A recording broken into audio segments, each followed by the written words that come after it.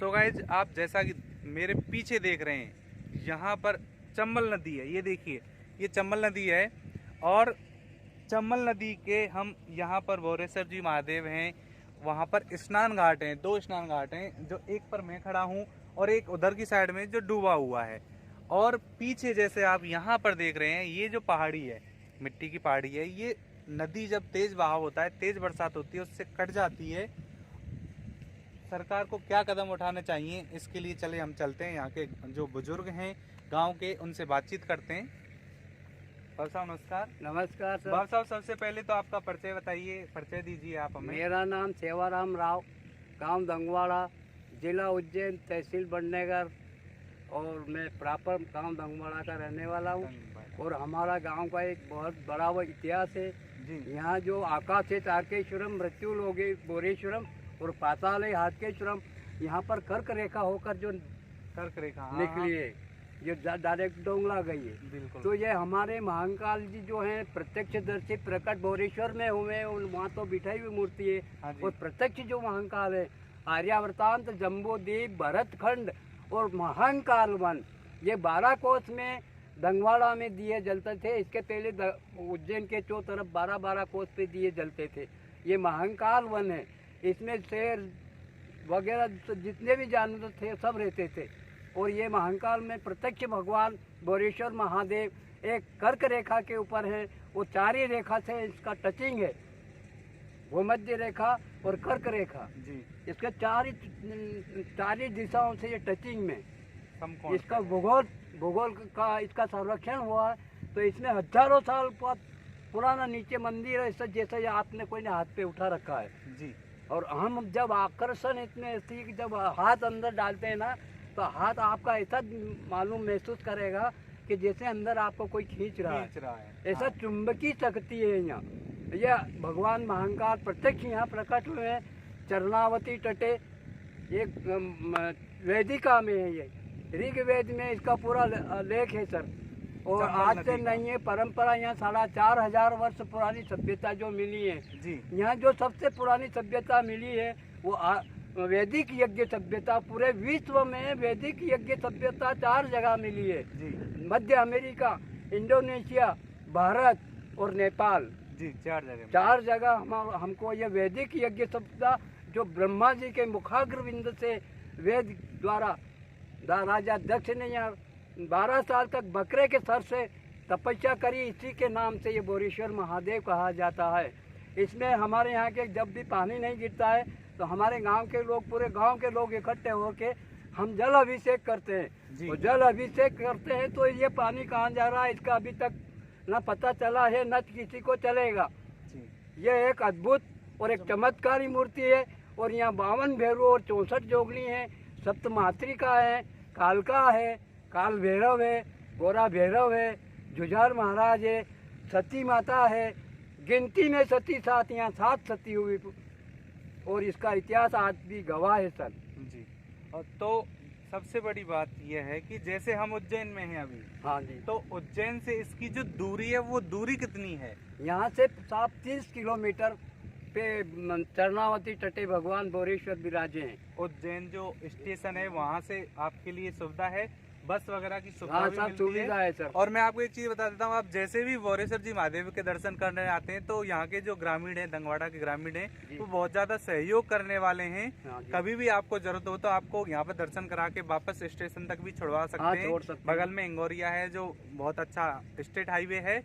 और फिर एक चीज और, यहाँ की जो मान्यता है, जो बोरेश्वर महादेव जी की मान्यता है, बताते हैं कि यहाँ पे पुत्र प्राप्ति के लिए जो बहुत अच्छी मान्यता है, उसके बारे में बताएंगे आप क्या है? हाँ तो सर, यहाँ की ऐसी एक बड़ी मान्यता है कि हमारे यहाँ एक बुजुर्ग आदमी जो 60 साल के थे जी, उनने 3 औरतें करी। और बोरेश्वर महादेव ने जो गुलाब का फूल की खोल भरी उन माई की जी, तो खोल में उन बाबा को 70 साल की उम्र में बोरेश्वर बाबा ने एक कमल के समान लड़का दिया। ये एक बहुत बड़ा चमत्कार है हमारे बोरेश्वर का। और आज से नहीं, यहाँ से परंपरागत यहाँ भैरव महाराज, काल भैरव है, यहाँ गोरा भैरव है जी। और अंदर सप्त मातृका है, काल भैरव, सप्त मातृका, और गणेश जी, 64 योगिनियाँ। यहाँ जितने भी उज्जैन के 33 करोड़ देवता है वो सब बोरेश्वर में विराजे हैं। चंबल के नीर तीर बोरेश्वर विराजे हैं, चहूँ और मोर शोर वृक्ष छटा छाजे हैं। मंदिर है भगवान का गांव के मध्य बीच, होत पूजा बजे नित नौबत बाजे हैं। और दंगवाड़ा के नीर तीर बोरेश्वर विराजे।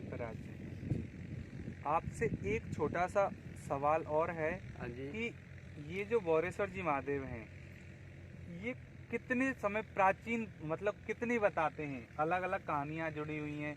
दंगवाड़ा भी बताते हैं कि पानी अंदर जाता है, वो उसका पता नहीं चलता, इस वजह से दंग रह जाते हैं उसको देख के, इस वजह से इस जगह का नाम इसका नाम दंग ऐसे ही पड़ा। यहाँ के जो राजा थे सर जी, उनका नाम दंग था जी। ये आज से नहीं, चारों राजा यहाँ हुए जी। जैसे समुद्रगुप्त, हाँ, स्कंदगुप्त गुप्त और चंद्रगुप्त और चौथे विक्रमगुप्त। तो 900 से 1300 का परेड रहा परमार का, और परमार के पहले ये वंश रहा। इसमें कुछ समय पहले कुछ साल पहले मैंने एक आर्टिकल में पढ़ा था कि यहाँ पर खुदाई की गई थी। हाँ। और कुछ यहाँ पर सिक्के पुराने मिले थे, उसके बारे में आप कुछ बताएंगे? हाँ जी, बताएंगे।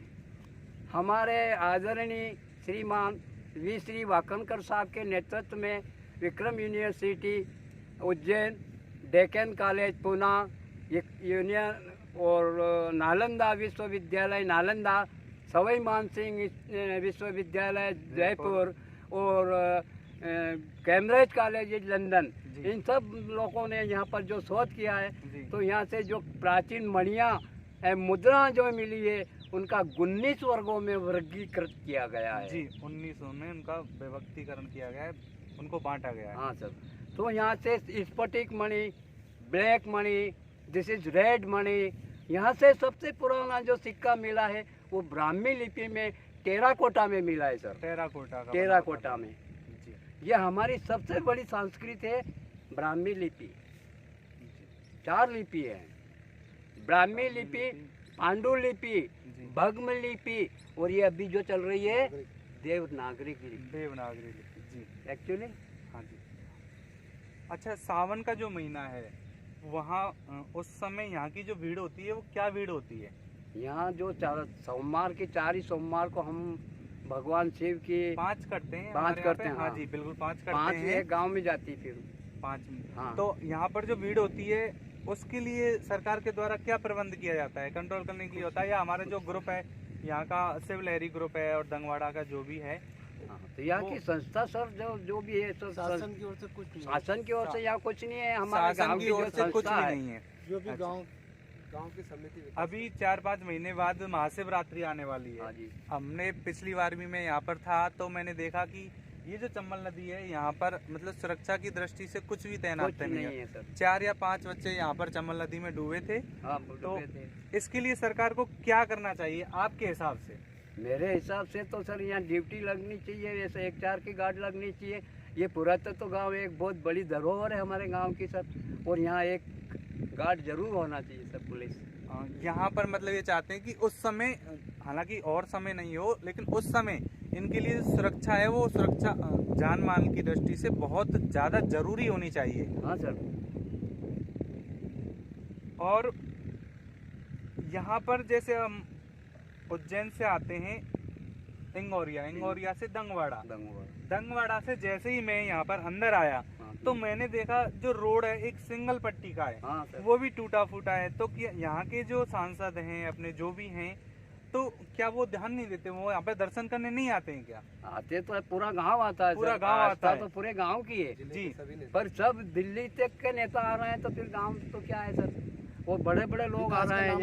विकास के नाम मतलब डेवलपमेंट यहाँ पर है, विकास के नाम पर सरकार कोई भी किसी तरीके से 1% भी मतलब सक्षम नहीं है।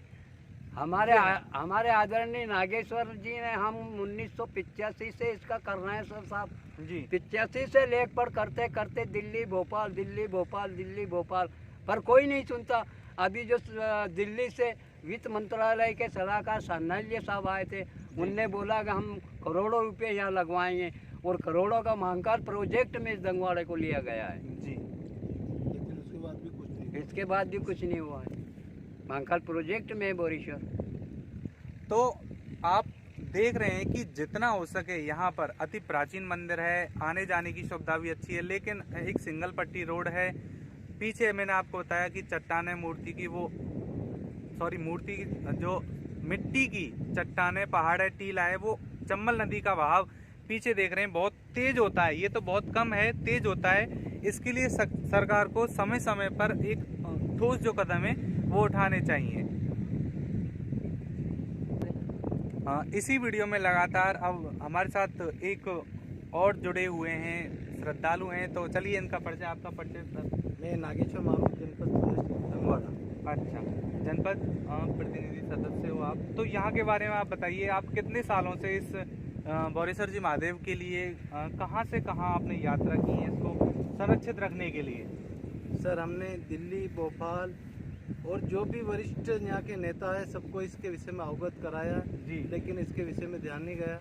और ये जो आप पहाड़ी देख रहे हैं पुरातत्व विभाग की, आर्कोलॉजी विभाग की पहाड़ी है, जी। जहाँ 3 सत्रों में उत्खनन हुआ था जी। और अनेक बेमिसाल यहाँ से बहुत सारी चीज़ें मिली थी जो आज राज संग्रहालय में आदि भी नहीं बची है। और ये पहाड़ी भी धीरे धीरे कट रही है।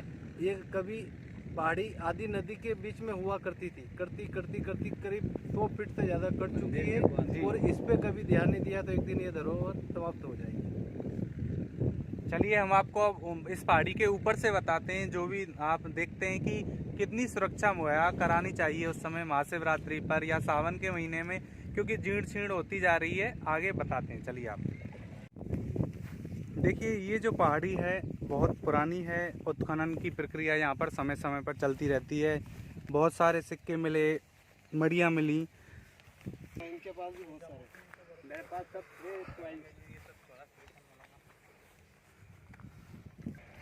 ये देखिए, ये जैसा आप देख रहे हैं ये यहाँ पर क्षय हो रहा है। ये